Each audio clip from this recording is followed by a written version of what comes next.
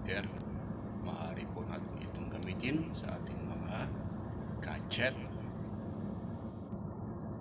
Kukunin po natin ang diodes na magiging rectifier ko.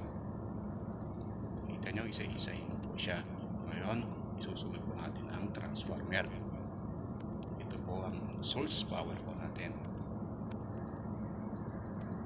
Mapapansin nyo, puro recycle po ang aking ginagamit. Mga patapon na board, tinatabi ko po siya para gawin po natin ng isang bagay na kapakinabangan. Takuha ko na po yung transformer. Ito po siya. Ang output voltage niya is 13.5.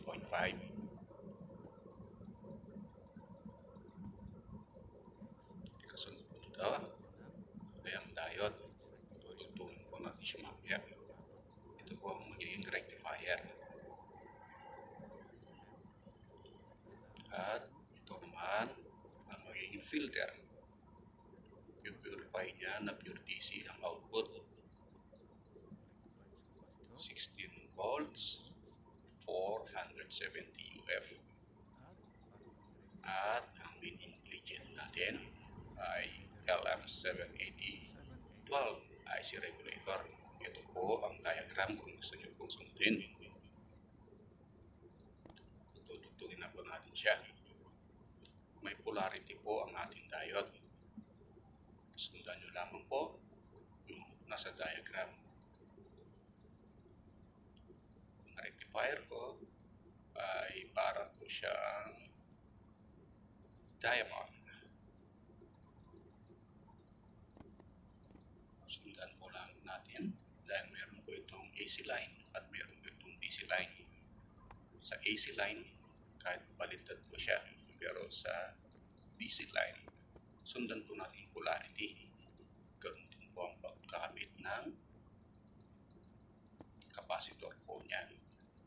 Ito, inaasintak na po siya sa output voltage. So, gaya na sinabi ko, non-polar po ang AC line.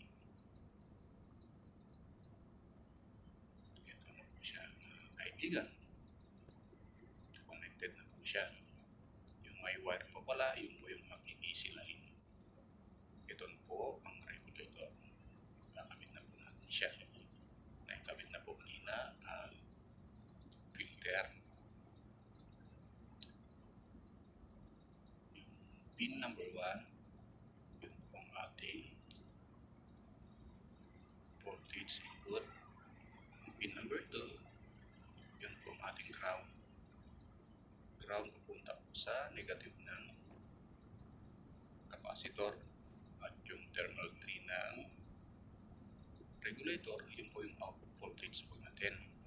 Na-regulate na po niya yung output voltage at i-maintain niyo po yung 12 volts output. Kung kayo po ay aking subscriber, sa mga naunang pong video, naitalakay ko na po ito, ngunit yun po ay unregulated. Ibig po sabihin ng unregulated ay maaaring lalabis po ang voltage na lalabas. Ang kaibahan na lang po nito, ito po mariregulate po natin yung pure DC na 12 volts output.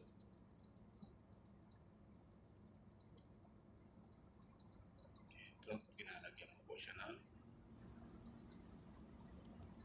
glue para sa aking input voltage. Pagkamali po tayo, maramdaman ng kuryente. Ito na po siya mga kaibigan. Tinetesting ko na po siya. Ayun po ang aking output voltage. Yan po lamang at